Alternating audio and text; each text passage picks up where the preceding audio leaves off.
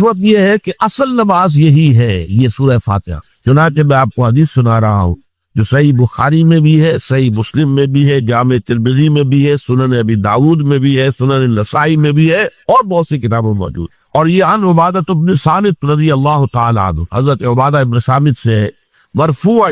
کہ حضور نے فرمایا لا صلاۃ لمن لم یقرأ بفاتحۃ الکتاب، اس شخص کی کوئی نماز نہیں ہے جس نے کہ سورہ فاتحہ کی تلاوت نہیں کی۔ اب اس سے ہمارے ہاں ایک بڑا اختلاف پیدا ہوا، وہ نوٹ کر لیجیے۔ ایک رائے یہ ہے آپ اگر علیحدہ نماز پڑھ رہے تو ظاہر بات ہے کہ آپ کو ہر رکعت میں خود پڑھنی ہی پڑھنی ہے سورہ فاتحہ۔ جب باجماعت پڑھ رہے ہیں، اب کیا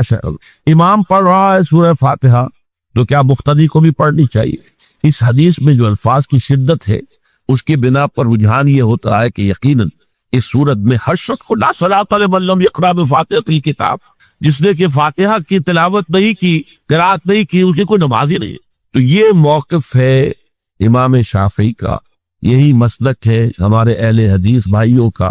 کہ آپ چاہے اکیلے نماز پڑھ رہے ہو، چاہے امام کے پیچھے پڑھ رہے ہو، اور چاہے امام جو ہے وہ جہری رکعت پڑھا رہا ہے اور چاہے سری رکعت پڑھا رہا ہے۔ خاموشی والی رکعت سورہ، آپ کو معلوم ہے کہ نماز جو زور اور عصر کی ہے تو چاروں رکعتیں جو ہے وہ سری ہے، مغرب کے اندر آ کر دو جہری ہیں ایک سری ہے، عشاء میں آ کر دو جہری ہیں دو سری ہیں، سورہ اور نماز فجر کے اندر دونوں جو ہیں وہ جہری ہے۔ تو چاہے جہری ہو چاہے سری ہو، آپ کو بھی لازماً جو مقتدی ہے اسے بھی سورہ فاتحہ پڑھنی ہوگی۔ اب اس کے لیے انہوں نے یہ طریقہ جو ہے تلقین کیا ہے کہ امام تیزی سے نہ پڑھے، رک رک کر پڑھ الحمدللہ رب العالمین، اس کے بعد اتنا وقفہ دے دے کہ جو مقتدی ہے وہ بھی کہہ لے اپنے دل میں یا پڑھ لے الحمدللہ رب العالمین الرحمن الرحیم۔ تو یہ رک رک کر پڑھنا، خاص طور پر اگر آپ کو موقع ہوا ہو کسی اہل حدیث امام کی امامت میں نماز ادا کرنے کا، تو آپ دیکھیں گے کہ بڑا فرق ہے۔ ہمارے جو حنفی امام الحمدللہ رب العالمین الرحمن الرحیم مالک یوم الدین ایاک نعبد و ایاک نستعین، چار آیتیں جو ہے وہ بھی ایک سانس میں پڑھ جائے گی، لیکن یہ کہ عام طور پر جو اہل حدیث حضرات ہیں وہ رک رک کر ٹھہر ٹھہر کر پڑھتے ہیں، ترتیل کے انداز میں پڑھتے ہیں۔ یا پھر دوسری شکل انہوں نے ایک اور کی، یہ آپ سعودی عرب میں جب کبھی نماز پڑھیں گے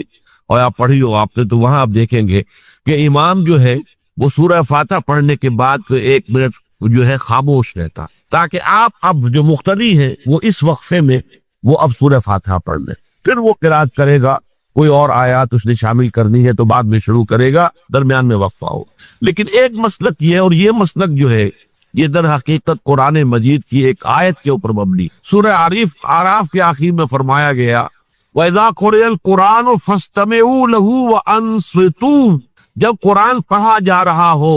تو توجہ سے اسے سنو، خود خاموش رہو۔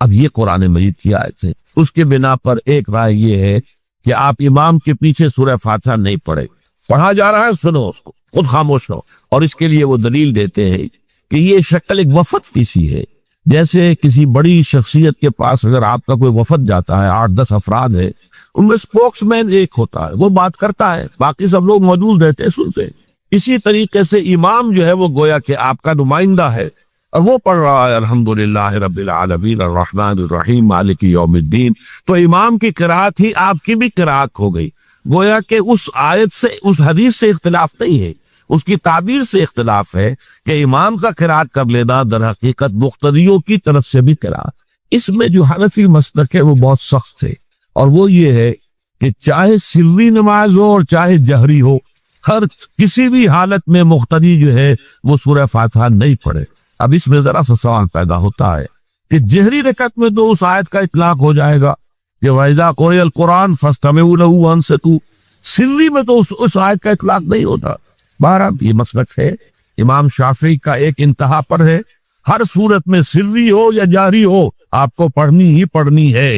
اور امام ابو حنیفہ دوسری انتہا پر ہے کہ چاہے سری ہو چاہے جہری ہو کسی شکل میں نہیں پڑھ۔ امام مالک کا مسلک ہے درمیان میں، اور میں اس میں کوئی جھجک محسوس نہیں کرتا کہ میں آپ کے سامنے عرض کر دوں کہ میں اس پر عمل پیرا ہوں۔ وہ کیا ہے؟ جہری نماز میں خاموش رہو اور سنو، اس آیت کا اطلاق ہو جائے گا جب بلند آواز سے پڑھ رہا ہے امام تو پوری توجہ فاستمعوا لہ، اپنی پوری توجہ کو اس کے سننے کے اوپر مرکوز کر دو اور خود خاموش رہو۔ سری رکعت میں البتہ جبکہ وہ بھی خاموشی سے پڑھ رہا تھا، آپ بھی خاموشی سے پڑھ. بہرحال ان چیزوں میں میں نے یہ سب کوئی بیان کیا ہے تو اس سے جو میرا مقصود ہے وہ یہ ہے کہ معلوم ہو جائے کہ اس میں کوئی بڑی بنیادی بات نہیں ہے. نہ یہ کہ جو حنفی ہیں وہ اس حدیث کا انکار کرتے ہوں کہ لا صلاۃ لمن لم یقرأ بفاتحۃ الکتاب، کیسے وہ انکار کریں گے. اور نہ ہی کوئی جو حنبلی ہے یا اہل حدیث ہے وہ قرآن کو اس آیت کا اختلاف سے جو ہے وہ اختلاف کر سکتا ہے کہ اذا قرئ القرآن فاستمعوا له وانصتوا. لیکن یہ کہ اس کے پھر اس سے جو احکام کا استنباط ہے اس میں اختلاف ہو جاتا ہے. تو اس کو نہیں سمجھنا چاہیے کہ یہ کوئی بہت بڑی اہمیت والی بات ہے. بات کہ جو فرض نماز ہے اصل اہمیت اس کی ہمارے ہاں عام طور پر مذہبی حلقوں میں اور خاص طور پر جو ذرا متصوفانہ انداز کے رنگ کے لوگ ہوتے ہیں وہ فرض کو تو بس ایسے ہی ادا کر لیتے ہیں جیسے بس اس کی کوئی اہمیت نہیں. بلکہ بعض لوگ وہ بھی ہیں کہ وہ فرض کو تب کر دیتے، نوافل پر سارا زور، صرف رات کی نماز پر زور دیا جا رہا ہے. فرض نمازوں یہ ہم نے دیکھے ہیں، ایسے لوگ بالفعل دیکھے. یہ تمام چیزیں جو ہے اس پھر راہ نبوت سے انسان کو ہٹا دینے والی. فرض کتنا فرض، نفل کتنا. نوافل کے بارے میں جو ہے شریعت سے ثابت ہے، وہ تہجد بھی نافلۃ لک حضور کے لیے تو لازم تھی، باقی کے لیے لازم نہیں ہے. جو قیام اللیل شروع میں تھا وہ لازم نہیں ہے. ہاں رمضان مبارک میں اس کی تشریق ہے، ترغیب ہے، وہ خاص ایک مہینہ ہے، اس میں دن میں کھانا پینا جو ہے وہ حرام کیا گیا. تو رات کو 2/3 رات یا 1/3 کم سے کم 1/3 رات جاگو اللہ کے قرآن کے ساتھ، اللہ کی کتاب کے ساتھ. تو یہ اصل میں جو توازن ہے یہ جو ہے بہت ضروری. ارأیت اذا صلیت الصلوات مکتوبات، حضور آپ نے دیکھا، غور فرمائیے کہ اگر میں جو فرض نمازیں ہیں وہ ادا کر دوں. اب مثلا ایک حدیث مجھے اور یاد آئی، فرض نماز کی اہمیت کو بیان کرنے کی حضور نے فرمایا جس شخص نے عشاء کی نماز بھی جماعت کے ساتھ ادا کی اور پھر فجر کی نماز بھی جماعت کے ساتھ ادا کی، اس کے لیے پوری رات کا قیام لکھ دیا جائے. فرض کی ہے اذا صلیت المکتوبات الصلوات المکتوبات وصمت رمضان، اور میں روزہ بھی رمضان کے روزے رکھ دو. باقی روزہ رکھنا آپ کی مرضی پر ہے، رکھے ٹھیک ہے، لیکن وہ جو لازم نہیں ہے. نجات کے لیے لازم جو بیس لائن ہے وہ جو عبادات فرض، اس کے بعد جتنا آدمی اضافہ کر سکے. حالات تو بھی دیکھے، بعض حالات ایسے ہوں گے کہ اس میں اصل اہمیت جہاد کی ہو جائے گی، قتال کی ہو جائے گی. اب ایسا حال بھی ہو سکتا ہے کہ اسلامی نظام قائم ہے، اسلامی حکومت قائم ہے، نظام خلافت قائم ہے، تو اب قتال کا معاملہ جو وہ حکومت کے ذمہ ہے، حکومت انتظام کرے گی. اگر کہیں 10,000 آدمی چاہیے، 10,000 آدمی نکل آئے چل جانے کے لیے، تو باقی آرام سے گھر میں سوئیں یا نوافل پڑھیں، ساری رات کھڑے رہے، ٹھیک ہے. یہ تقرب بالنوافل کا موقع ہوگا. لیکن اگر اللہ کا دین جو ہے وہ مغلوب ہے، پامال ہے، اسے پاؤں تلے رودا جا رہا ہے، شریعت کی دھجیاں بکھیری جا رہی ہیں، عوامر کا استہزاء ہو رہا ہے، اور جو منکرات ہیں ان کی تبلیغ ہو رہی ہے، اس وقت آدمی نوافل پہ لگا رہے، وہاں تو فرض ہو جائے گا.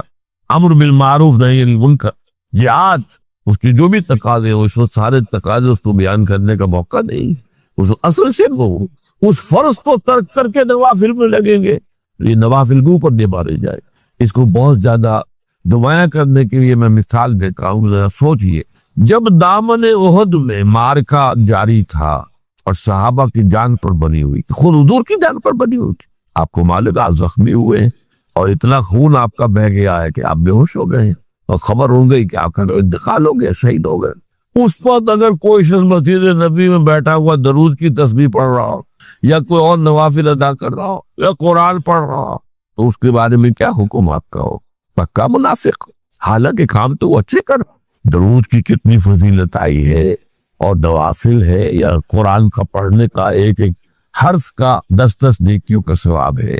حق کے فوراً بعد والدین کے حق کا ذکر ہے. سورہ بقرہ کی آیت نمبر 83، اس میں بھی اللہ کے حق کے بعد والدین کا. سورہ نساء کی آیت نمبر 36، اللہ کے ساتھ شرک مت کرو، اللہ کی بندگی میں کسی کو شریک نہ ٹھہراؤ، والدین کے ساتھ حسن سلوک. سورہ انعام کا 19واں رکوع، توحید خداوندی کے فوراً بعد والدین کے ساتھ حسن سلوک. اسی طرح یہاں اور ایک مقام تو اور ہے جو ہم اپنے منتخب نصاب میں پڑھ چکے ہیں، جہاں اس طرح بریکٹ کیا ہے اللہ نے انشکرنی ولوالدیک، کرو شکر میرا اور اپنے والدین. اس میں نوٹ کر لیجئے چونکہ ادائے حقوق کا فلسفہ ہے، جیسا کہ میں تمہیدی جو گفتگو ہے اس میں عرض کر چکا ہوں. معاشرت کے اندر اصل شے دیکھنی ہے کہ کس کا کیا حق، وہ حق ادا کیے. اس میں ظاہر بات ہے کہ سب سے بڑا حق تو انسان پر اللہ کا ہے، خالق وہ، مالک وہ، رازق وہ، اور حقیقتاً رب بھی وہی ہے، پالنے والا وہی ہے. البتہ پالنے میں اللہ نے ذریعہ بنایا ہے والدین کو. انسان وجود میں آتا ہے والدین کے ذریعے، یہ جو بھی نعمت وجود عطا ہوئی ہے اس میں بھی ذریعہ واسطہ والدین بن. پھر جو ربوبیت ہے، پالنا پوسنا ہے، اس میں بھی اللہ کی ربوبیت کا سب سے بڑا ذریعہ، خاص طور پر اس وقت جب کہ انسان اپنے پاؤں پر کھڑا نہیں ہے، جیسے کہ آگے آ رہا ہے رب ارحمہما کما ربیانی صغیرا. اے رب جب کہ میں بالکل چھوٹا سا تھا، مجھے تو اپنی ضرورتوں کا احساس بھی نہیں تھا، میں اپنی کسی ضرورت کا شعور بھی نہیں رکھتا تھا، انہوں نے میری کیئر کی ہے، مجھے پالا پوتا ہے، میری ضروریات فراہم، یہ میری تکلیف پر خود جاگتے رہے ہیں اور تڑپتے رہے، اپنا پیٹ کاٹا ہے اور مجھے کھلایا ہے. یہ سارا کام جو انہوں نے میرے ساتھ کیا، پروردگار ان کے احسانات کا بدلہ میں نہیں چکا سکتا، تجھے ہی سے درخواست کر رہا ہوں رب ارحمہما کما ربیانی صغیرا. تو معلوم ہوا کہ یہ در حقیقت اسلامی تمدن اور اسلامی معاشرت کا اصول کہ حقوق میں اللہ کے حق کے فوراً بعد بلکہ متصلاً بعد بریکٹ اللہ کے حق کے ساتھ والدین کا حق. یہاں بھی ذرا ایک فرق جو ہے وہ نوٹ کر لے، جہاں بات آئے گی اطاعت کی، اطاعت اللہ کے بعد رسول کی، والدین کی نہیں. والدین کی اطاعت تو مشروط ہوگی، لیکن اللہ کی اطاعت کے ساتھ بریکٹ اطاعت اطیعوا اللہ واطیعوا الرسول. سورہ تغابن میں بھی ہم پڑھتے فَإِن تَوَلَّيْتُمْ فَإِنَّمَا عَلَىٰ رَسُولِنَا الْبَلَاغُ الْمُبِينُ. اطاعت میں اللہ کے بعد فوراً اللہ کا رسول، محبت میں اللہ کے فوراً بعد اللہ کا رسول. قُلْ إِنْ كَانَ آبَاؤُكُمْ وَأَبْنَاؤُكُمْ وَإِخْوَانُكُمْ وَأَزْوَاجُكُمْ وَعَشِيرَتُكُمْ وَأَمْوَالٌ اقْتَرَفْتُمُوهَا وَتِجَارَةٌ تَخْشَوْنَ كَسَادَهَا وَمَسَاكِنُ تَرْضَوْنَهَا أَحَبَّ إِلَيْكُم مِّنَ اللَّهِ وَرَسُولِهِ وَجِهَادٍ فِي سَبِيلِهِ. تو گویا کہ اطاعت میں بھی اللہ کے فوراً بعد اللہ کا رسول صلی اللہ علیہ وسلم، محبت میں بھی اللہ کے فوراً بعد اللہ کا رسول صلی اللہ علیہ وسلم، لیکن ادائے حقوق شکر اس میں اللہ کے فوراً بعد والدین. معلوم ہوا کہ ہر چیز کا اپنا ایک تقاضا ہے، ہر مضمون میں اپنی ایک ترتیب علیحدہ ہو جائے گی. جہاں بات ارکان اسلام کی ہوگی، ارکان اسلام میں کلمہ شہادت کے فوراً بعد نماز کا ذکر آئے گا، لیکن جہاں حقیقت ایمان کا تذکرہ ہوگا، ایمان کے فوراً بعد جہاد کا ذکر آئے گا. ہر شے میں اپنے مضمون کے اعتبار سے ترتیب ہے وہ بدل جائے گی. تو یہاں نوٹ کیجئے وَقَضَىٰ رَبُّكَ أَلَّا تَعْبُدُوا إِلَّا إِيَّاهُ وَبِالْوَالِدَيْنِ إِحْسَانًا. اب یہاں خاص طور پر جو نوٹ کرنے کی بات ہے وہ یہ ہے کہ در حقیقت یہ بھی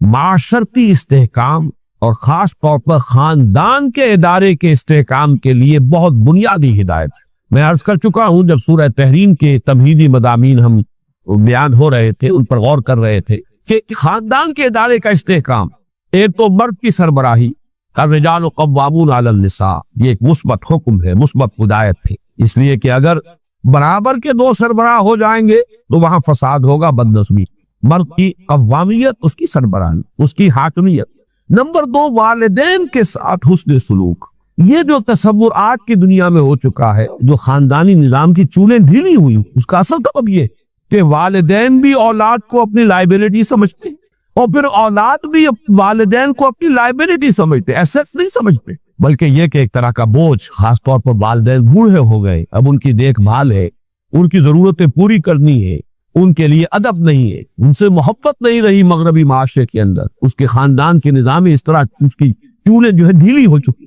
اولڈ ہاؤسز بنا دیجئے، اب وہاں پر ان کو ڈال دیجئے. اب ہمارے معمولات میں خامخواہ خلل پڑتا ہے، ہماری پرائیویسی میں خامخواہ یہ دخیل ہوتے ہیں. یہ جو کیفیت ہو چکی ہے در حقیقت یہ بھی گویا کہ اس معاشرے کے فساد اور اس تمدن کی جڑ کاٹ دینے والا. لہذا قرآن مجید نے، جیسا کہ میں اس سے پہلے عرض کر چکا ہوں، کہ جیسے یہ ہال ہے، اس کی لمبائی، چوڑائی، اونچائی، یہ 3 ڈائمنشنز ہیں، اسی طریقے سے خاندان کے ادارے کی پہلی ڈائمنشن رشتہ ازدواج ایک مرد اور ایک عورت کے مابین. یہاں سے تو خاندان کی بنیاد پڑی. اس کے استحکام کے لیے الرجال قوامون علی النساء، مرد جو ہے قوام ہے عورتوں. پھر جب ان کے ہاں اولاد ہوئی، اب سیکنڈ ڈائمنشن ایڈ ہو گئی، اب والدین اور اولاد کا رشتہ ہے. یہ رشتہ مستحکم ہے. اس رشتے کے ضمن میں ہم وہ مثبت اور منفی دونوں پہلو دیکھ چکے ہیں جو ہمارے اس منتخب نصاب میں آ چکے ہیں۔ سورہ تغابن والدین کو ہدایت کی گئی، ان من ازواجکم واولادکم عدو لکم فاعذروہم انما اموالکم واولادکم فتنہ۔ ایک طرف تو خود محتاط رہو ان کی محبت کی وجہ سے کہیں تم اپنی عاقبت برباد میں کر بیٹھنا۔ ان کے لیے جو بھی کرنا ہے اچھے سے اچھا کرو، لیکن حلال کے دائرے کے اندر، اللہ کے حقوق کو، اللہ کی حدود کو قائم رکھے۔ دوسری طرف مثبت حکم دیا گیا، یا ایھا الذین آمنوا قوا انفسکم واہلیکم نارا، اہل ایمان اپنے گھر والوں کو، اہل و عیال کو، اپنے آپ کو بھی، اپنے اہل و عیال کو بھی آگ سے بچاؤ۔ یہ تمہارا مثبت فرض ہے، یہ تمہاری مثبت ذمہ داری ہے۔ تمہیں یہ فرض ادا کرنا ہے کہ ان کو اچھی ان کی تربیت ہو، ان کو اللہ کی طرف، اللہ کے دین کی طرف ان کو رغبت دلاؤ تاکہ ان کی عاقبت سنورے اور وہ آخرت میں جہنم کے عذاب سے بچ سکے۔ اب یہاں جو ہے در حقیقت یہ دوسری ڈائمنشن آ رہی ہے کہ اگر والدین کا ادب، ان کا احترام معاشرے کے اندر یہ قدر موجود ہو تو پھر والدین بھی اپنے آپ کو پورے طور پر انویسٹ کر دیں گے اولاد کے اندر۔ لیکن اگر عام طور پر یہ نظر آ رہا ہو کہ اولاد تو والدین کی پرواہ نہیں کرتی، تو والدین بھی پھر فکر کریں گے، اپنی کمائی میں سے کچھ بچا کر رکھے، اپنے مستقبل کے لیے کچھ اہتمام کرے، وہ اپنے آپ کو پورے طور پر انویسٹ کرنے کے لیے تیار نہیں ہوگی۔ اور جیسا کہ آج کل آپ مغرب میں دیکھ رہے، خاص عمر ہوئی ہے، لڑکے کو بھی گھر سے نکال دیا، جاؤ اب کھاؤ پیو کماؤ، یہاں تک کہ لڑکیوں کو نکال دے، جاؤ اپنے پاؤں پر کھڑے۔ اس لیے کہ اب ہمیں جو کچھ کمانا ہے وہ اپنے مستقبل کے لیے، اپنے بڑھاپے کے لیے، اپنا بڑھاپا انشور کرنا ہے، ہمیں اس کے لیے آسائشوں کا اہتمام کرنا ہے۔ ہم تمہیں اب اپنی لائبلٹی نہیں سمجھ سکتے۔ اللہ کا فضل و کرم ہے کہ ہمارے مشرقی معاشرے میں ابھی تک وہ اقدار موجود ہے کہ والدین بھی اپنے آپ کو بالکل لیا انویسٹ کرتے ہیں اولاد میں، اعتماد کرتے ہیں۔ اس لیے کہ اولاد بھی بالعموم یہ شکل ابھی ہمارے معاشرے میں موجود ہے کہ بڑھاپے میں والدین کے وہ کا سہارا بنتے ہیں، ان کے لیے، ان کی خدمت کرنے کے لیے اپنی امکانی حد تک قبر بستہ رہتے ہیں۔ تو یہ بھی در حقیقت باہمی اعتماد، خاندانی کے ادارے کے استحکام کا ایک بہت بڑا ذریعہ، وہ بات ہے جو یہاں تفصیل سے آ رہی ہے۔ وَقَضَىٰ رَبُّكَ أَلَّا تَعْبُدُوا إِلَّا إِيَّاهُ وَبِالْوَالِدَيْنِ إِحْسَانًا، والدین کے ساتھ حسن سلوک۔ اور اس مقام پر، اس مضمون پر، یہ مقام ذروۂ سلام ہے قرآن مجید۔ جتنی تاکید یہاں آئی ہے اور جتنے اسلوب کے ساتھ اس کو بیان کیا گیا ہے یہاں، واقعہ یہ ہے کہ یہ ذروۂ سلام چوٹی ہے قرآن مجید کی اس موضوع۔ اِمَّا يَبْلُغَنَّ عِندَكَ الْكِبَرَ أَحَدُهُمَا أَوْ كِلَاهُمَا، اگر پہنچ ہی جائیں تمہارے پاس کبر، بڑی عمر کو، بڑھاپے کو، احدہما، ان دونوں میں سے کوئی ایک، او کلاہما، یا وہ دونوں، فلا تقل لہما اف، تو انہیں اف تک مت کہو۔ یہ اف کیا شے ہے؟ اف عربی زبان میں کہتے ہیں قابل نفرت شے ہے، جس سے گھن آتی، جیسے کہیں کوئی غلاظت ہے یا کہیں پر کوئی یہ ناخن تراشے گئے ہیں وہ کہیں پڑے ہوئے، ان سے جن سے انسان کو کچھ گھن سی آتی ہے۔ یہ ہے لفظ، اس کا مادہ جو ہے حمزہ اور فا، اس کا مادہ یہ ہے۔ تو اف کہنا جو ہے در حقیقت کچھ نفرت کا، استحقار کا انداز۔ فلا تقل لہما اف، تو انہیں اف تک مت کہو۔ قرآن مجید میں یہ لفظ آیا ہے، ایک تو یہ کہ حضرت ابراہیم علیہ السلام نے کہا تھا اف لکم وما تعبدون، بڑی نفرت اور حقارت کے ساتھ اپنی قوم سے خطاب کر کے کہا تھا تمہارے لیے اور تمہارے معبودوں کے لیے تف ہے، تم پر بھی اور تمہارے معبودوں پر بھی، یعنی یہ کہ میں ان سب سے بری ہوں اور میرا ان سے کوئی کسی قسم کا کوئی تعلق نہیں۔ انی وجہت وجہی للذی فطر السماوات والارض حنیفا وما انا من المشرکین۔ اور یہی لفظ ایک مرتبہ آیا ہے سورہ احقاف کی آیت نمبر 17 میں کہ جو ناخلف اولاد ہوتی ہے وہ اپنے والدین سے جس طریقے سے مخاطب ہوتی ہے، اف لکما اتعداننی، کس کا کیا آپ ڈھکوسنے کی باتیں کر رہے ہیں؟ کیا مجھے بتا رہے ہیں کہ میں جب مر جاؤں گا اور مٹی ہو کر مٹی میں مل جاؤں گا پھر مجھے اٹھا لیا جائے گا؟ تو وہاں بھی لفظ اف آیا۔ تو یہاں نوٹ کیجئے، فلا تقل لہما اف، انہیں اف تک نہ، کسی معاملے میں کہیں انہیں یہ احساس، اس کو اصل مفہوم سمجھیے، ان کے احساسات مجروح نہ ہو، یہ ہمیں کوئی اپنے اوپر بوجھ سمجھ رہے ہیں یا یہ کہ ہم سے کسی درجے میں کوئی نفرت کر رہے ہیں، ہمیں اب کوئی بنظر استحقار دیکھ رہے ہیں، اولاد کی طرف سے یہ طرز عمل والدین کے لیے ظاہر بات ہے کہ نہایت ان کے جذبات کو مجروح کرنے والا ہوگا۔ فلا تقل لہما اف ولا تنہرہما، جھڑکو مت۔ یہ آگے بات مزید واضح ہو جائے گی۔ کبھی ایسا ہوتا ہے کہ بڑی عمر کو والدین پہنچ گئے ہیں تو جیسے خود قرآن مجید میں سورہ حج میں بیان کیا گیا ارذل العمر، ایک بڑی عمر ایسی بھی ہوتی ہے کہ وہ جس کو ارذل عمر کہا گیا ہے، اور اس میں کہ لا یعلم من بعد علم شیئا، انسان کے حافظے میں، ذہن میں، سوچ میں وہ ترقی معکوس شروع ہو جاتی، بلکہ یہ کہ بچپن کی سی کچھ باتیں جو ہے وہ عود کر آتی ہیں، لوٹ کر آ جاتی ہیں، وہی عادتیں، وہی خواہشات۔ اس ظاہر بات ہے کہ اس وقت والدین کی ہر بات نہیں مانی جا سکتی، ان کی کسی فرمائش کو رد بھی کر دینا پڑے گا، لیکن لا تنہر، جھڑکو مت، بات جو ہے وَقُلْ لَهُمَا قَوْلًا كَرِيمًا، بات کرو ان کے ساتھ نرمی کے ساتھ، ادب کے ساتھ، شائستگی کے ساتھ۔ کسی فرمائش کو اگر رد بھی کر دینا ہے تو جھڑکنے کے انداز میں نہیں، ڈانٹنے اور ڈپٹنے کے انداز میں، وَلَا تَنْهَرْهُمَا وَقُلْ لَهُمَا قَوْلًا كَرِيمًا، اور ان سے بات کیا کرو، گفتگو کرو، ان کے سے مخاطب ہو تو بڑے ادب کے ساتھ، نرمی کے ساتھ، شائستگی کے ساتھ، تہذیب کے ساتھ، ان کے مقام اور مرتبے کو ملحوظ رکھتے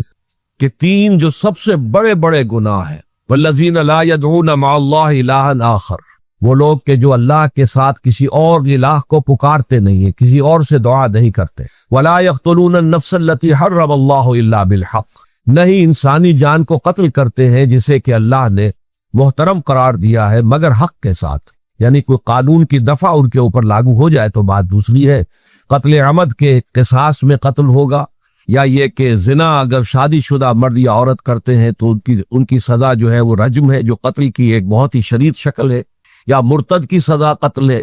اور یا پھر یہ ہے کہ کافر کو قتل کیا جا سکتا ہے جو حربی ہو، جس کے ساتھ جو جنگ ہے وہ ڈکلیئرڈ ہو۔ ان چار صورتوں کے علاوہ کسی انسان کو کسی حالت میں کسی جذبے کے تحت قتل کرنا جائز نہیں ہے، حرام ہے، حرام مطلق ہے۔ یہ ہمارے ہاں جو عزت کے نام پر آنر کلنگز جو ہو رہی ہوتی ہیں، یہ سب کے سب جو ہے جرم ہے اسلام کی نگاہ میں، کسی کو یہ حق حاصل نہیں ہے کہ اس طرح سے اپنے ہاتھ میں قانون کو لے لے۔ لیکن اس کے بعد فرمایا تھا کہ جو لوگ یہ کام کرتے ہیں تو پھر یہ ہے کہ یلقا اسامہ، وہ اس کی پاداش بھگت کر رہیں گے، یضاعف لہ العذاب یوم القیامہ، ان کے لیے قیامت کے دن عذاب دگنا کر دیا جائے گا، بڑھا دیا جائے گا، وَيَخْلُدْ فِيهِ مُحَانًا، اور وہ رہیں گے اس میں ہمیشہ ہمیش نہایت ذلت کے ساتھ، رسوا ہو کر، إِلَّا مَنْ تَابَ وَآمَنَ وَعَمِلَ عَمَلًا صَالِحًا، اس میں استثناء ہے کہ جو توبہ کرے اور تجدید ایمان کرے یا ایمان لائے، اگر پہلے کافر تھا تو ایمان لائے گا،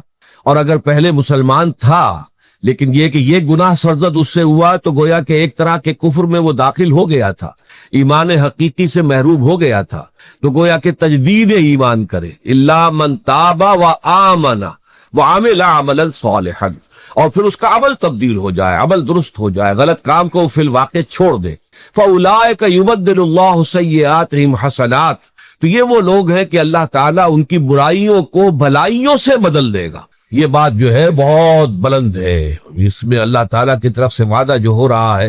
کہ فَأُولَٰئِکَ يُبَدِّلُ اللَّهُ سَیِّئَاتِهِمْ حَسَنَاتٍ وَكَانَ اللَّهُ غَفُورًا رَحِیمًا وَمَن تَابَ وَعَمِلَ صَالِحًا، پھر دوبارہ تکرار کے ساتھ یہ بات آ چکی ہے، جو توبہ کرے اور پھر عمل اچھا کرے، فَإِنَّهُ يَتُوبُ إِلَى اللَّهِ مَتَابًا، تو وہ ہے جو حقیقت میں توبہ کرتا ہے اللہ کی جناب میں، جیسے کہ توبہ کرنی چاہیے، عمل میں کوئی تبدیلی نہ ہو اور توبہ کی تسبیح ہوتی رہے، استغفر اللہ ربی من کل ذنب واتوب الیہ، آپ نے 10 تسبیحیں کر لی، 1000 مرتبہ کہہ لیا، یہ سب زیرو ہے اللہ کی نگاہ میں۔ ذکر کا ثواب مل جائے گا کہ اتنا وقت آپ نے اللہ کا نام لیا ہے، اللہ کا ذکر کیا ہے، اس کا ثواب تو ملے گا، لیکن یہ توبہ نہیں ہے، اس سے کسی گناہ کی معافی کا کوئی سوال نہیں ہوتا، اس سے برائیوں کے بھلائیوں میں بدلنے کا کوئی امکان نہیں ہے، اس سے اس کی سزا سے بچنے کی کوئی سبیل نہیں۔ اب سورہ تحریم میں خاص طور پر ایک خاص جو پس منظر ہے اس کے اعتبار سے یہ آیت آ رہی ہے، یا ایھا الذین آمنوا توبوا الی اللہ توبۃ نصوحا، اے وہ لوگوں جو ایمان لائے ہو، اے ایمان کے مدعیوں،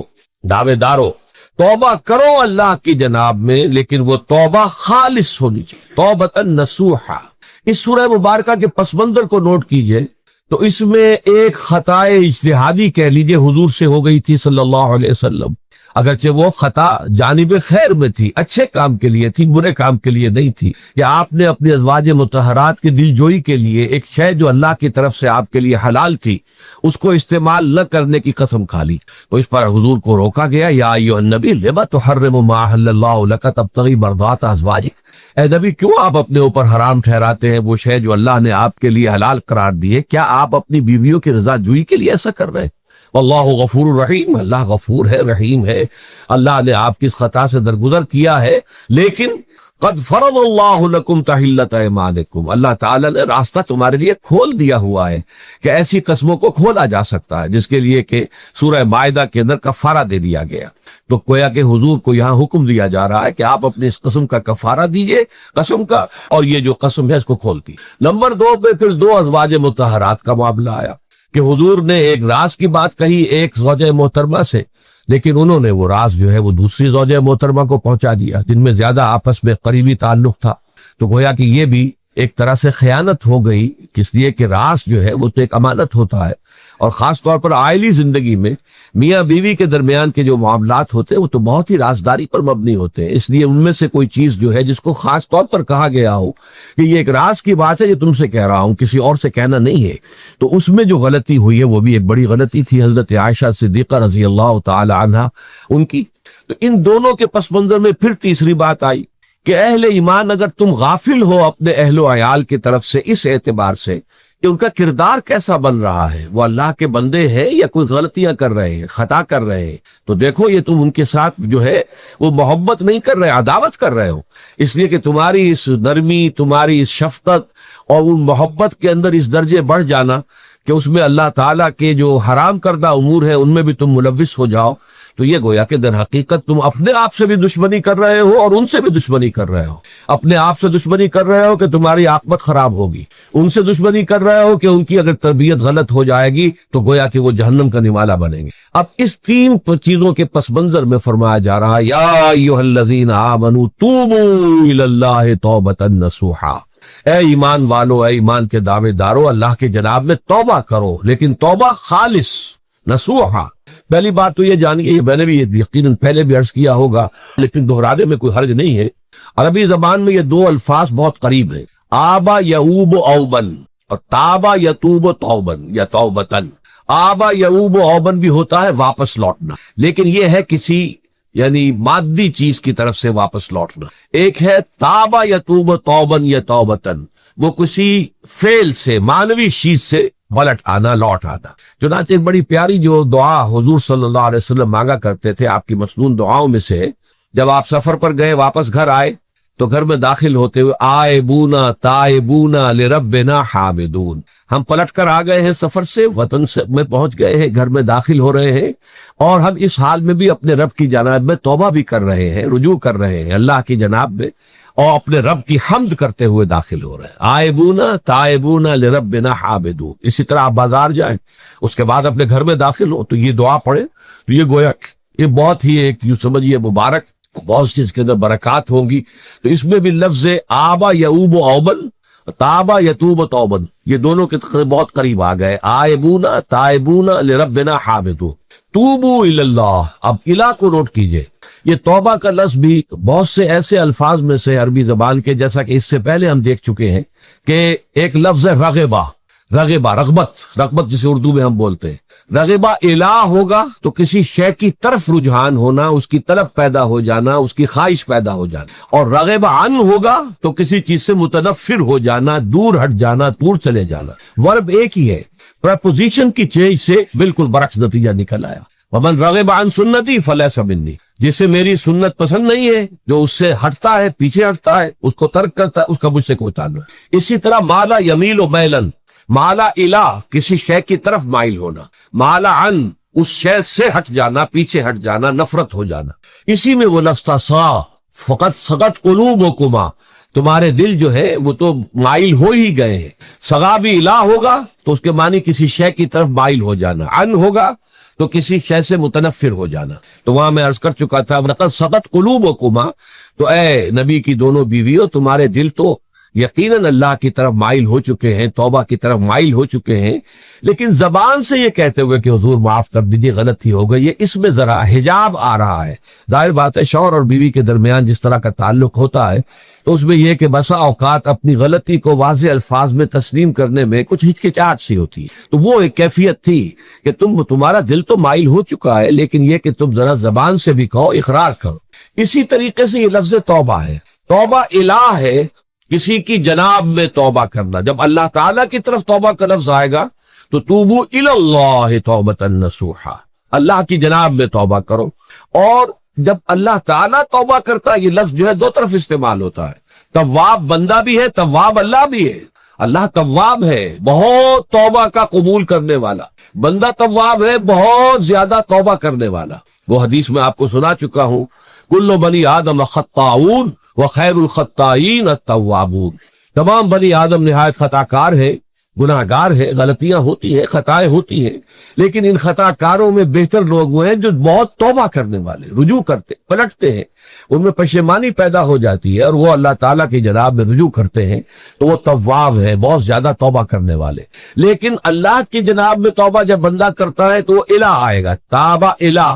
اس نے توبہ کی اللہ کی جناب میں. اللہ توبہ کرتا ہے یعنی اللہ تعالیٰ جو ہے اپنی نظر شفقت اور نظر رحمت جو پھیرنی تھی اس نے کہ ایک بندے نے گناہ کیا ہے، میرے حکم کی جو ہے خلاف ورزی کی ہے، معصیت کا ارتکاب کیا ہے، تو اللہ تعالیٰ اپنی رحمت اور شفقت کی نگاہ اس سے ہٹا لیتا ہے. لیکن جب بندہ توبہ کرتا ہے تو پھر اللہ تعالیٰ بھی رجوع فرماتا ہے اور اپنی شفقت اور رحمت اور مغفرت کے ساتھ بندے کی جانب متوجہ ہو جاتا ہے. لیکن وہاں تابہ اعلیٰ آئے گا، تب علینا، اے پروردگار ہماری توبہ کو قبول فرما. وہ الہ کے ساتھ آئے گا. ہم جب توبہ کریں گے تو الہ کے ساتھ آئے گا. تو یہاں فرمایا توبو الی اللہ، اللہ کی جناب میں توبہ کرو، پلٹو، رجوع کرو. اور توبۃ نصوحا، خالص توبہ. اس کی جو وضاحت تھوڑی سی میں ابھی کر چکا ہوں کہ خالص توبہ سے مراد کیا ہے. یہ نہیں کہ بس توبہ کی ورد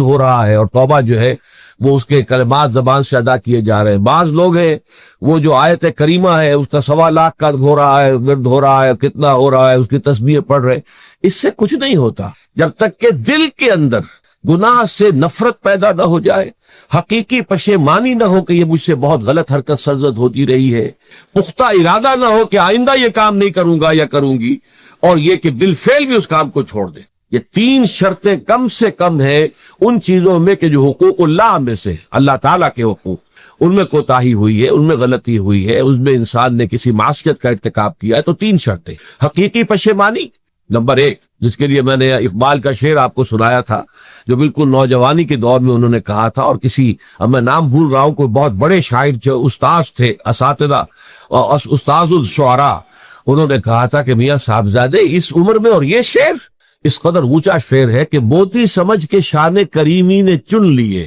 قطرے جو تھے میرے عرق انفعال کے. انفعال کہتے شرمندگی کو، کہ میں جب شرمندہ ہوا کہ میں اللہ کی جناب میں یہ کیا حرکت کر بیٹھا، تو اس سے میرے پیشانی پر جو پسینے کے قطرے رونما ہوئے، اللہ تعالیٰ نے ان کو موتی سمجھ کے چن لیا. اللہ تعالیٰ کو بندے کی توبہ سے اتنی خوشی ہوتی ہے. وہ حدیث بھی میں آپ کو سنا چکا ہوں کہ تم اندازہ کرو، ایک شخص ہے کہ جو ایک ریگستان میں لقودق صحرا میں سفر کر رہا تھا. اس کا ایک اونٹ تھا جس پر وہ سفر کر رہا تھا، اسی پر اس کا جو بھی راستے کا کچھ کھانا وانا تھا، خوراک تھی، وہ بھی اس کی پوٹلیاں بھی تھی اور پانی کی چھاگل بھی بندھی ہوئی تھی. تھوڑی دیر کے لیے وہ ایک درخت کے سائے میں بیٹھ گیا استراحت کے لیے. وہ اسی میں آنکھ لگ گئی اس کی. اب جب آنکھ کھلی تو دیکھا کہ اونٹ غائب ہے. اب اونٹ گویا کہ اس کی زندگی کا واحد سہارا، کہاں جائے گا بغیر اونٹ کے. اس دوڑا دائیں بائیں، شمال جنوب مغرب مشرق، سب میں کہیں جہاں تک وہ کر سکتا تھا اسے کہیں اونٹ نظر نہیں آیا. تو پھر وہ اسی درخت کی سائے میں آ کر بیٹھ جاتا ہے موت کے انتظار میں کہ اب تو موت ہی آئے گی، نہ کھانے کو کچھ، نہ پینے کو پانی، نہ سواری کہ میں کہیں یہاں سے نکل سکوں. اچانک دیکھتا ہے کہ وہ اونٹ تو کھڑا ہوا ہے اور وہ سامان بھی موجود ہے. تو اس میں فرط مسرت کی وجہ سے خوشی اتنی شدید ہوتی ہے اسے کہ وہ کہنا تو یہ چاہتا ہے اللہ میں تیرا بندہ ہوں، تو میرا رب ہے، لیکن وہ کہہ یہ بیٹھتا ہے اللہ میں تیرا رب ہوں، تو میرا بندہ ہے. یعنی اتنا وہ اپنے اس میں حواس کھو بیٹھتا ہے خوشی کی وجہ سے. اتنی ہی خوشی ہوتی ہے اللہ تعالیٰ کو اپنے کسی گناہ گار بندے کی توبہ سے. اب آپ اندازہ کیجئے، یہ ہے جو تشبیہ حضور صلی اللہ علیہ وسلم نے توبہ کی عظمت کے لیے بیان کی. تو اس کے حوالے سے، اور میں آپ کو فلسفے کے طور پر بھی بتا چکا ہوں کہ بہت بڑی غلطی جو ہے، جیسے ان دونوں صورتوں کا جو مرکزی مضمون میں نے بتایا تھا کہ خاندانی زندگی میں 2 انتہائی کیفیات پیدا ہوتی ہیں. یا میاں بیوی کی موافقت نہیں ہو رہی تو آخری حد ہے طلاق، یا یہ ہے کہ اتنی محبت ہو گئی ہے کہ محبت کی وجہ سے شریعت کی حدود کے اندر رد و بدل ہو رہا ہے. تو پہلے کے موضوع کے اوپر سورہ طلاق ہے اور دوسرے موضوع کے اوپر سورہ تحریم ہے. تو طلاق کے معاملے میں بھی عیسائیوں سے جو بہت زیادہ غلطی، بہت بڑی سرزد ہوئی، وہ یہ ہے کہ حضرت عیسیٰ نے یہ فرمایا تھا کہ جو شخص اپنی بیوی کو طلاق دیتا ہے گویا کہ ناحق، وہ گویا کہ اس سے زنا کرواتا ہے، یعنی یہ کہ طلاق ہو گیا اس کو، اب وہ بیچاری جو ہے وہ بے شوہر کے ہے، عام طور پر مطلقہ سے کوئی شادی نہیں کرتا، تو اب اس کے فتنے میں مبتلا ہونے کا امکان موجود ہے، وہ زناکاری پر آمادہ ہو سکتی ہے، تو اس جس شخص نے اسے غلط طلاق دی تھی در حقیقت وہ ذمہ دار ہوگا اس زناکاری کا جو وہ کر رہی ہے۔ یہ اصل میں ایک اخلاقی تعلیم تھی جس کو کہ انہوں نے قانونی سمجھ لیا اور طلاق کا دروازہ بند کر دیا، حالانکہ شریعت موسوی میں طلاق کا راستہ کھلا تھا جیسے شریعت محمدی میں، یا اگر کوئی صورت ایسی ہے کہ مزاج نہیں مل رہا ہے تو ٹھیک ہے، علیحدہ ہو جاؤ، سیپریشن کا راستہ کھلا ہوا ہے۔ اگرچہ اللہ کو حلال چیزوں میں سب سے زیادہ ناپسند طلاق ہے، اللہ چاہتا یہی ہے کہ یہ بندل بن جائے تو بندہ رہے ساری عمر، لیکن یہ کہ یہ بھی نہیں ہے کہ گھر کے اندر چخ چخ ہوتی رہے، چپکنش چلتی رہے، گھر کے اندر چین نہ رہے، راحت نہ رہے، باہمی اعتماد نہ ہو اور پھر بھی وہ بندل بندہ رکھا جائے، اس کو کوئی فائدہ نہیں۔ تو قانون وہ تھا لیکن اخلاقی تعلیم یہ تھی، جیسے حضور نے فرمایا ابغض الحلال عند اللہ الطلاق، لیکن ساتھ ہی میں نے وہ حدیث بھی آپ کو سنا دی کہ جو شخص اپنی بیوی کی جو بھی اس کی روش ہے اس سے سخت نالاں ہے، شکایتیں کرتا پھرتا ہے دوسروں سے، طلاق نہیں دیتا، تو اللہ تعالیٰ اس کی دعا سنتا ہی نہیں کہ جب میں نے تمہارے لیے راستہ کھلا ہوا تھا وہ تم اختیار نہیں کر رہے۔ تو یہی معاملہ در حقیقت عیسائیوں نے اس حد تک بڑھایا کہ حضرت آدم اور حوا سے جو خطا ہو گئی تھی وہ خطا جو ہے وہ تو ہر انسان دنیا میں جو آتا ہے تو خطا کار ہے، وہ اپنے آباء و اجداد، اپنے اماں حوا اور اپنے ابا آدم کی خطا لے کر اپنے ساتھ پیدا ہو رہا ہے، تو گناہ گار ہے۔ Man is sinful from the very birth. اب اس کا کیا علاج ہو پھر؟ وہ تو اس کا علاج ڈھونڈا کہ اللہ نے اپنا اکلوتا بیٹا زمین پر بھیج کر اور اسے ان لوگوں کی طرف سے کفارہ بنا لیا کہ جو ہمارے اس بیٹے پر ایمان لیا۔ یہ سارا عقیدہ بناء فاسد علی الفاسد کیوں ہوا؟ کہ توبہ کے بارے میں تصور ان کا غلط ہو گیا۔ اللہ قرآن مجید نے واضح کیا کہ غلطی تو ہوئی تھی حضرت آدم و حوا سے، شیطان کے بہکانے میں آ گئے تھے، لیکن یہ کہ پھر انہوں نے توبہ کی، اللہ نے تاب علیہ، اللہ نے اس کی توبہ قبول فرما لی۔ فتلقى آدم من ربہ کلمات فتاب علیہ، تو آدم نے اپنے رب سے کچھ کلمات سیکھ لیے، پشیمانی تو ہو گئی تھی، شرمندگی ہو گئی تھی، لیکن الفاظ نہیں مل رہے تھے، کن الفاظ میں اللہ کی جناب میں توبہ کروں۔ اللہ کی کمال شفقت کے اللہ نے وہ الفاظ بھی انہیں تلقین کر دیے جو سورہ اعراف کے اندر بیان ہوئے ہیں، ربنا ظلمنا انفسنا وان لم تغفر لنا وترحمنا لنکونن من الخاسرین، اللہ نے توبہ قبول فرما لی، فتاب علیہ۔ اب جو بچہ پیدا ہو رہا ہے نسل آدم کا، وہ کوئی اپنے جد امجد جو ہے حضرت آدم اور حضرت حوا کے گناہ کی پوٹ لے کر نہیں آتا ہے، وہ تو کل مولود یولد علی الفطرہ، فطرت الاسلام پہ پیدا ہوتا ہے۔ تو توبہ کی در حقیقت جو عظمت اور حقیقت ہے ہمارے دین میں، اس کو نہ سمجھنے سے بھی بہت بڑی غلطیاں لوگوں سے ہو جاتی ہے، اور تاریخ انسانی میں اتنی بڑی بڑی غلطیاں ہوئی۔ طلاق کے معاملے میں بھی عیسائیوں نے پھر یہ کیا کہ سوائے اس کے کوئی شکل نہیں ہے کہ بیوی زنا کار ہو تو پھر تو طلاق ہو جائے گی، سیپریشن ہو جائے گی، لہذا جو طلاق دینا چاہتے تھے وہ ایسے مواقع پیدا کرتے تھے کہ بیوی زنا کرے، یا یہ کہ جھوٹی گواہیاں فراہم کرتے تھے زناکاری کی اور پھر اس سے چھٹکارا حاصل کرتے تھے۔ اس کے بغیر چھٹکارا حاصل کرنے کی کوئی شکل نہیں تھی۔ اس میں بڑے بڑے افسانے جو ہیں وہ مغربی لٹریچر کے اندر آپ کو ملیں گے کہ عورت سے نجات پانے کے لیے انہیں پھر یہ کرنا پڑتا کہ جھوٹے طور پر جھوٹا الزام تہمت لگا کر اس کے اوپر زنا کا الزام ثابت کرے، یا یہ ہے کہ اسے واقعتاً خود ایسے حالات میں ڈال دے کہ وہ زانیہ بن جائے اور پھر اس سے نجات حاصل۔ یہ گویا کہ پھر وہی بنائے فاسد علی الفاسد، ایک غلط بات کے اوپر دوسری غلط بات کہی۔ تو توبوا الی اللہ توبۃ نصوحا، توبہ کرو اللہ کی جناب میں جو کہ خالص توبہ۔ خالص توبہ میں 3 شرائط میں نے بیان کر دی کہ اگر اللہ کے حقوق میں معاملے میں کبھی بیشی ہوئی ہے تو پھر یہ ہے کہ پشیمانی حقیقی، عزم مصمم دوبارہ نہیں کروں گا نہ کروں گی، اور نمبر 3 یہ کہ ایک مرتبہ اس گناہ کو لازماً چھوڑ دینا۔ اس کے بعد جو ہے اگر یہ حقوق العباد میں سے ہے تو ایک چوتھی اضافی شرط ہے، یا تو اس کی تلافی کرو، اس کا پیسہ مارا تھا تو پیسہ دو، بہن کا حق جو ہے وراثت میں کھایا تھا تو اس کو ادا کرو، یا اس سے معافی حاصل کرو، یا پھر ایک شکل ہو سکتی ہے کہ اگر وہ فوت بھی ہو گیا ہے، اب کوئی شکل نہیں ہے، اس کی طرف سے صدقہ و خیرات کرتے رہو، اللہ یہ میں کر رہا ہوں اس کے حساب میں اس کو جمع کر دے، اور میری جو کوتاہی تھی اس کو معاف فرما دے، اس کو جو ہے وہ ڈیبٹ کریڈٹ ہو جائے گا۔ ورنہ پھر آخرت میں یہ ہوگا کہ آپ کی نیکیاں اس کے حوالے کی جائیں گی، یا آپ کے پاس نیکیوں کا ذخیرہ بھی کافی نہ ہوا تو اس کے گناہ آپ کے پلڑے میں ڈال دیے جائیں گے۔ اور اسی کو حضور نے فرمایا کہ میری امت کا اصل مفلس وہ ہے۔ آپ نے پوچھا اتدرون من المفلس، آپ لوگ جانتے ہیں کہ مفلس کون ہوتا ہے؟ تو صحابہ نے وہی جواب دیا جو ہم میں سے ارشد جواب دے گا، المفلس عندنا من لا درہم لہ ولا دینار، ہمارے نزدیک ہم مفلس اس کو کہتے ہیں جس کے پاس درہم و دینار نہیں ہے، روپیہ پیسہ نہیں ہے۔ حضور نے فرمایا نہیں، میری امت کا مفلس وہ ہوگا جو قیامت کے دن حاضر ہوگا، بہت سی نمازوں کی وہ پنڈ لے کر آئے گا، وہ گٹھڑی لے کر آئے گا، گٹھڑا لے کر آئے گا، اور روزوں کا اور اس کا اور حجوں کا اور اس عمروں کا، لیکن وقت شتم ھذا واکل مال ھذا، اس نے مال کھایا تھا فلاں کا حرام طریقے سے، فلاں کو گالی دیتی تھی، فلاں کو تہمت لگائی تھی، حقوق العباد کے اندر جو ہے اس کی عزت پر حملہ کیا تھا، وہ سارے مدعی جمع ہو جائیں گے۔ اللہ تعالیٰ کسی سے کہے گا بھائی تم اس کی نمازیں لے جاؤ، کسی سے کہے گا اس کے روزے لے جاؤ، اچھا تم لو حج لے جاؤ، اس کے عمرے لے جاؤ، اور اس کے بعد بھی مدعی باقی ہوں گے، تو اب مدعیوں کے گناہ اس کے پلڑے میں ڈالے جائیں گے، اور پھر وہ دوسروں کے گناہوں کے بوجھ تلے دب کر جہنم میں جھونک دیا۔ تو یہ حقوق العباد کے اندر معاملہ اس سے بھی کہیں زیادہ سخت ہے کہ جو حقوق اللہ کا ہے۔ اللہ تو بڑا غفور ہے، رحیم ہے، اس کے اندر وہ رعایت بھی کرے گا، لیکن حقوق العباد کا معاملہ اللہ کہہ دے گا یہ میرا معاملہ ہے ہی نہیں، یہ تمہارا آپس کا معاملہ ہے، تمہیں اس میں تو جو بھی ہے لین دین کر کے ہی معاملہ چکانا ہوگا، دے دے کر معاملہ ہوگا، اس کے بغیر نہیں۔ تو توبوا الی اللہ توبۃ نصوحا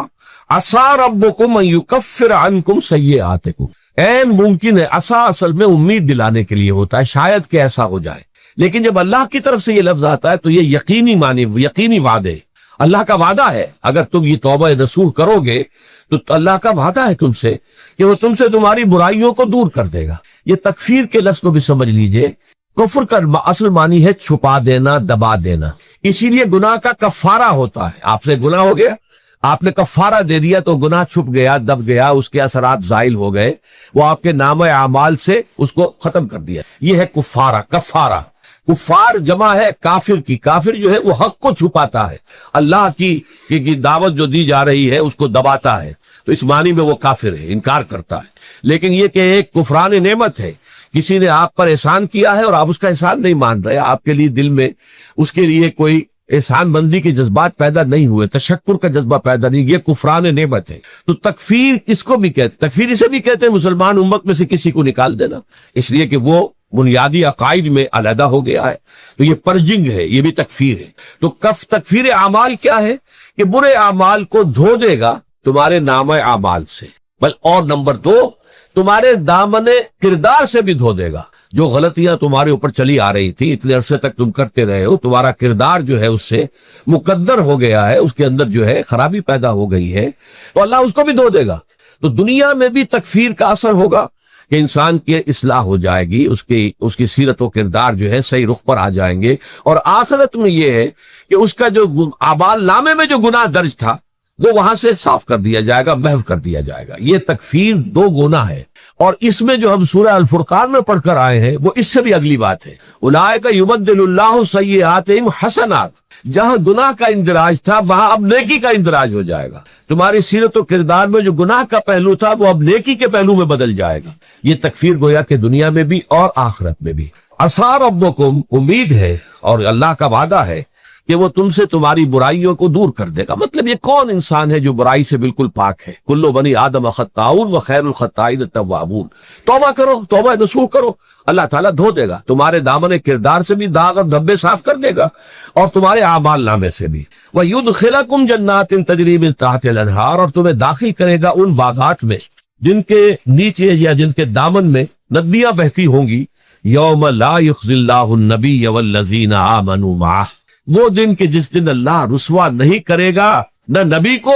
اور نہ ان کو جو ان کے ساتھ ایمان لائے۔ ان کے ساتھ ایمان لانے، ظاہر بات ہے انبیاء کے رسوا ہونے کا تو کوئی سوال ہی نہیں، یہاں اس کا ذکر جو ہے وہ تو صرف بطور تذکرہ کر دیا گیا، ورنہ اصل کیا ہے، جو نبی کے ساتھ ایمان لائے۔ اور نبی کے ساتھ ایمان لانے والوں میں درجہ اول کے لوگ وہ ہیں جو صحابہ کرام ہیں، جو حضور کے زمانے میں تھے، حضور کے ساتھ دیا انہوں نے اپنے جان و مال سے حضور کے مشن کو تقویت پہنچائی، جہاں حضور کا پسینہ گرا وہاں اپنی خون کی ندیاں بہا دی، اپنی جانیں دے دی، تو وہ ہے اولین۔ لیکن اللہ تعالی ہمیں بھی ان میں شامل کرے، اس لیے کہ جیسے کہ سورہ بقرہ کی جو آخری سے پہلی آیت ہے اس کے اندر بیان فرمایا گیا کہ آمن الرسول بما انزل الیہ من ربہ والمؤمنون، ایمان لائے رسول محمد صلی اللہ علیہ وسلم اس چیز پر کہ جو ان کے اوپر ان کے رب کی طرف سے نازل کی گئی، اور ایمان لائے صاحب ایمان، وہ صاحب ایمان سب کا سب شامل ہو جائے۔ تو قیامت کے دن اللہ تعالیٰ رسوا نہیں کرے گا، یوم لا یخزی اللہ النبی والذین آمنوا معہ،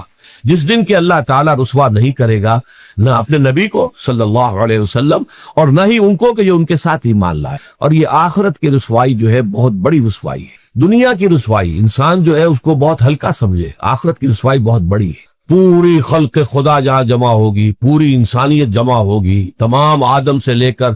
آخری انسان تک جمع ہوں گے، اور وہاں اگر رؤوس الاشہاد ہمارا پردہ چاک کیا جائے، ہمارے گناہوں کو جائے اعلان کیا جائے، تو وہ کتنی بڑی رسوائی ہوگی. اسی لیے یہ دعا مانگتے رہنا چاہیے، اللہم ربنا اجرنا من خزی الدنیا والآخرہ. اے اللہ ہمیں بچا لے، دنیا اور آخرت دونوں کی رسوائی سے بچا لے. دنیا کی رسوائی یہ ہے کہ آپ کی کسی غلط کام کا چرچا ہو جائے، دنیا کے اندر پھیل جائے، آپ کی جو ہے عزت جو ہے وہ داغدار ہو جائے. اس سے بھی اے اللہ بچا لے، پردہ ڈال دے. جیسے کہ حضور نے لفظ استعمال کیا، اللہ یتغمدنی ربی برحمتہ، اللہ یہ کہ میرا پروردگار مجھے اپنی رحمت کی چادر تلے ڈھانپ لے. اللہ تعالیٰ دنیا میں بھی ہمیں ڈھانپے رکھے اور آخرت میں بھی ڈھانپ لے. تو یہ خزی دنیا